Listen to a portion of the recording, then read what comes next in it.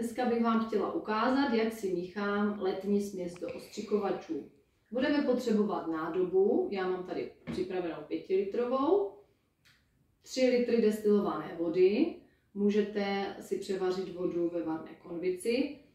My máme hodně vápenatou vodu, takže já si radši kupuju destilovanou, ať si neucpu trysky v ostřikovačích. Univerzální úklidový prostředek. Já mám ráda, moja oblíbená vůně je Viva Oceán.